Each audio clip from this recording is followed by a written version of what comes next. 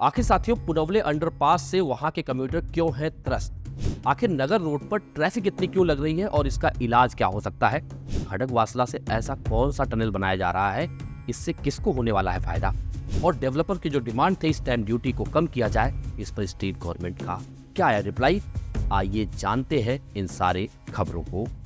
नमस्कार साथियों, स्वागत आप सभी का सौदा घर के आज के इस नए वीडियो में। साथियों, ये है वीकली न्यूज का एपिसोड जहां पर हफ्ते भर के तमाम बड़ी खबरों को हम लोग ले आते हैं और कोशिश रहती है कि आपको इससे मदद मिले और आपके मन में जो सुझाव है सौदा घर के लिए उसे भी आप कमेंट में लिखकर जरूर बता सकें। यदि आपको प्रयास पसंद आएगा तो वीडियो को लाइक शेयर करने के साथ साथ चैनल को सब्सक्राइब कर लें, क्योंकि इससे हमें मोटिवेशन मिलता है और आप लोगों को तमाम इन्फॉर्मेशन, तो इसे लाइक करना ना भूलें। देखिए, जो पहली खबर है ये है पुनौले अंडरपास की। अगर आप खबरों को देखेंगे, वहां के ट्रैफिक जैम्स को देखेंगे तो लोग त्रस्त आ चुके हैं। लगातार ये जो ट्रैफिक जैम है ये बढ़ता ही जा रहा है। आखिर क्या है इसका कारण? इसके पीछे तमाम कारण है। कई लोगों का ये कहना है कि इसकी हाइट कम है, कई लोगों का कहना है इसकी विड्थ कम है, और हमारे पास तो इतने कमेंट आ चुके हैं यहाँ वो कवरेज के लिए कि आपको क्या ही बताया जाए। लेकिन आज ये खबर इस पर है कि पीसीएमसी के कमिश्नर और यहाँ के जो लोकल एमएलए हैं इस यहाँ पर विजिट करते हैं, यहाँ का इंस्पेक्शन करते हैं। आखिर समस्याएं यहाँ पर क्यों है? तो जैसे हमने आपको बताया कि ये लोग एक तो एनएचएआई से जो है संपर्क में है कि किस तरीके से इसे वाइड किया जाए या फिर इसका क्या सोल्यूशन हो सकता है, इस पे चर्चा होगी और एनएचएआई का रिप्लाई आने के बाद ही इस पर कुछ काम किया जा सकता है।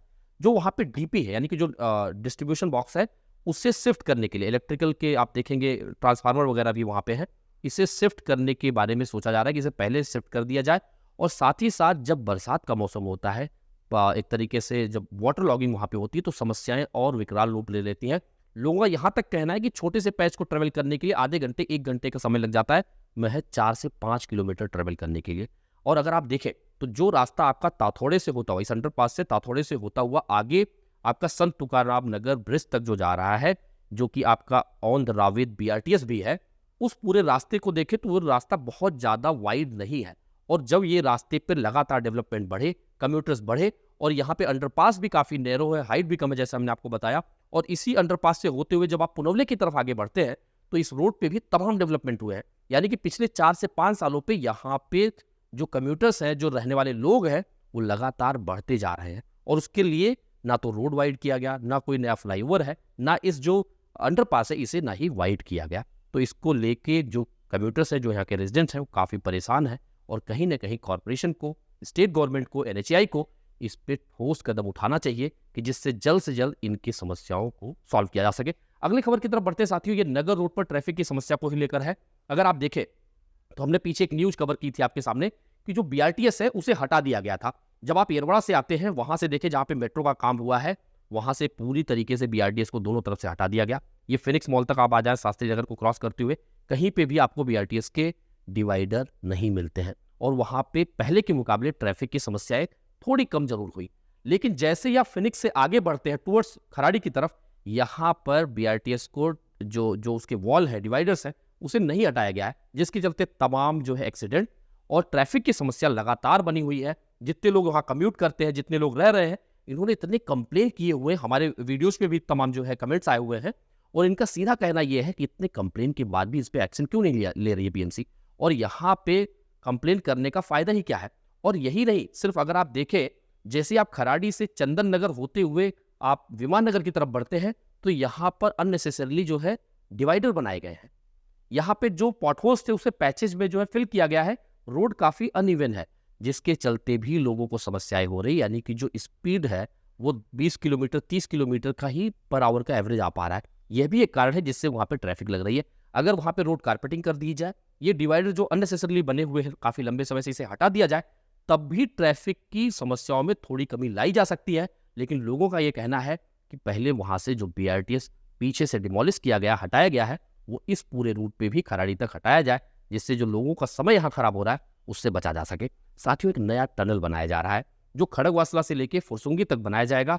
ये लगभग 28 किलोमीटर का रहेगा और इसमें 2200 करोड़ रुपए का खर्च आने वाला है। स्टेट गवर्नमेंट इसे अप्रूव कर चुकी है। अब इससे फायदा क्या होगा? देखिए, जो खड़गवासला है उसकी कैपेसिटी है 31 टीएमसी, और इसमें जो पानी रखा जाता है वो 29 पॉइंट समथिंग टीएमसी के आसपास रखा जाता है, क्योंकि फुल कैपेसिटी तक नहीं स्टोरेज किया जा सकता है। अब ये टीएमसी क्या होता है? 1000 मिलियन क्यूबिक फीट। अब आप समझे कि यही खड़गवासला डैम से ही तमाम रेजिडेंट्स को जो है पानी की सप्लाई की जाती है। जितने भी शेतकरी लोग हैं, जितने भी एग्रीकल्चरल लैंड है, वहाँ पर भी इसकी सप्लाई की जाती है। और इसकी सप्लाई कैसे की जाती है? अभी एग्रीकल्चर के लिए कैनल बने हुए हैं जिसके जरिए पानी की सप्लाई करके उनको पहुंचाया जाता है। इसमें क्या होता है? एक तो सीपेज, दूसरा कई बार जो है इनलीगल तरीके से पानी जो है कट किए जाते हैं, जिससे कि पूरी तरीके से पानी जहां पहुंचना चाहिए वहां नहीं पहुंच पाता है, जिसके चलते ये टनल बनाया जा रहा है। ये आने वाले 3 साल में टनल बन के तैयार होगा और बताया जा रहा है 2.5 से 3 टीएमसी तक का स्टोरेज इसमें होगा, जिससे शहर का 2 महीने तक की जो कंजम्पशन है उसे पूरा किया जा सकेगा। साथ ही साथ किसानों को भी इसका फायदा मिलेगा सिंचाई के लिए। तो ये काफ़ी अच्छी पहल है। और इसको क्यों बनाया जा रहा है? देखिए, इसके बदले में डैम बनाए जा सकते हैं, लेकिन डैम बनाने में समस्या ये है कि नए सिरे से लैंड एक्वायर करना पड़ेगा, और जितने लोग भी लो लाइंग एरियाज में रह रहे हैं उन्हें रिहेबिलिट करना भी एक नया टास्क होगा। उसके बाद ऐसे लोकेशन को आइडेंटिफाई किया जाए कि जहां पर नए डैम के साथ स्टोरेज किया जा सके। फिर वहां से वाटर का ट्रांसपोर्टेशन एक अलग टास्क रहेगा।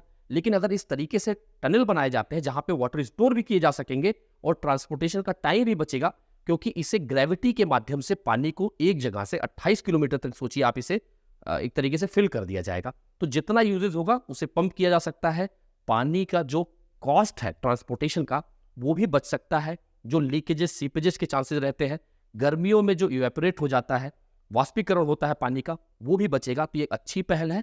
ऐसे और भी टनल पुणे के अलग अलग हिस्सों में, देश के अलग अलग हिस्सों में बनाए जाने चाहिए, जिससे कि पानी का इवेपोरेशन और जो सीपेज की समस्याएं हैं उसे रोका जा सके। क्योंकि लगातार पानी की स्कैर्सिटी बढ़ रही है, क्योंकि शहर बढ़ रहा है, लोग यहाँ आ रहे हैं अपने उम्मीदों के साथ, तो उनको पानी जो एक बेसिक फैसिलिटी है वो भी मिलना चाहिए। अगली खबर की तरफ बढ़े साथियों, तो आज की डेट में महाराष्ट्र में 519 रजिस्ट्रेशन ऑफिसेज हैं। तमाम रजिस्ट्रेशन ऑफिसेज से ये कंप्लेन आते हैं कि वहाँ पे ड्रिंकिंग वाटर सप्लाई नहीं है, सिटिंग स्पेस नहीं है, और उसे पूरी तरीके से रिवैम्प करने की ज़रूरत है, क्योंकि वहाँ पर जो बेसिक इंफ्रा है वो मौजूद नहीं है तमाम रजिस्ट्रेशन ऑफिसेज पे। तो इस पर स्टेट गवर्नमेंट का रिप्लाई आया है कि जहाँ पर भी, जिस भी सिटी एरिया में 8,000 से ज़्यादा रजिस्ट्रेशन हो रहे हैं, वहाँ पे ही नया रजिस्ट्रेशन ऑफिस बनाया जाएगा। रूरल एरियाज में जहाँ पे 5,000 से 7,000 प्रॉपर्टी ट्रांजैक्शन हो रहे हैं, वहाँ पे रजिस्ट्रेशन किए जा रहे हैं जिस ऑफिसेज में, वहाँ पे भी आसपास नए रजिस्ट्रेशन ऑफिस को बनाया जाएगा।